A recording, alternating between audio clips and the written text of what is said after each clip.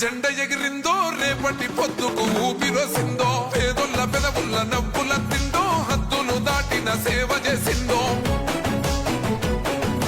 త్యాగాల జెండ భుజానికెత్తి తరులుతున్నాడే మహేష్ అన్న వెంట సైన్యమై కాంగ్రెస్ జెండలెగరేసే గుండె నిండో జెండ నింపుకున్నోడే తెలంగాణల నికాసైనోడే ఎగురుతున్న కాంగ్రెస్ జెండే మహేష్ అన్న ఎదురుంగా నిలిచేటి మొండి గుండె మహేష్ అన్న ఎగురుతున్న కాంగ్రెస్ జెండే మహేష్ అన్న ఎదురుంగా నిలిచేటి మొండి గుండె మహేష్ అన్న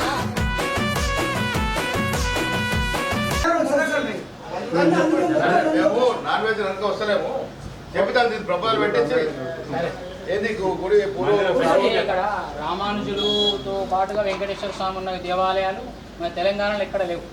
రామానుజుల విగ్రహం దాదాపు ఒక 5 ఫీట్ల విగ్రహం రామానుజులది ఉంటుంది. ఇక్కడ మన శంషాబాద్లో జిఎస్ స్వామి పెట్టినటువంటి విగ్రహం ఇక్కడ స్వామివారు ప్రత్యక్షంగా వెలిసినటువంటి దేవాలయం ఇక్కడ రామానుజులు.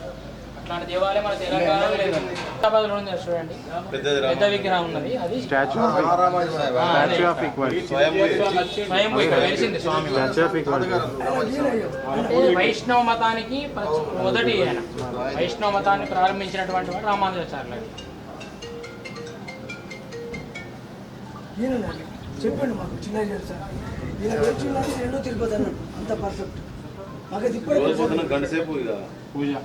హైదరాబాద్ మహేష్ దగ్గర కత్తి దండం పెట్టుకుని వస్తా. నాకు ఆ సెంటిమెంట్ అన్న అందుకే ఏంటంటే 3 సార్లు కేసు ఒక్కొక్కరితో ఎన్నో మీ ఆశీర్వాదం బాగుంటుంది. మీరు పెద్దోళ్ళు కానీ ఇప్పుడు ఈ గుళ్ళకి మనము 10% కట్టుకుంటే మనం ఇస్తాం కదా.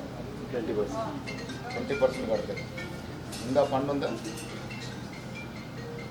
నేను ఒక లెటర్ ఇస్తా ఇప్పుడు రేపు ఇమీడియట్గా ఆర్మూర్గా 20% కడతారు కడతారా ఎగ్జామ్షన్ ఉన్నాయి 10 లక్షలు 20% కడతారు. 10 కడితే 50 ఏళ్ళుగా శాంక్షన్ చేయాలి. నేను ఈ లెటర్ గుడి మండలి ధర్మకర్తది ఉందా ఆ లెటర్ నాకు ఇంప్లిమెంట్ అయింది.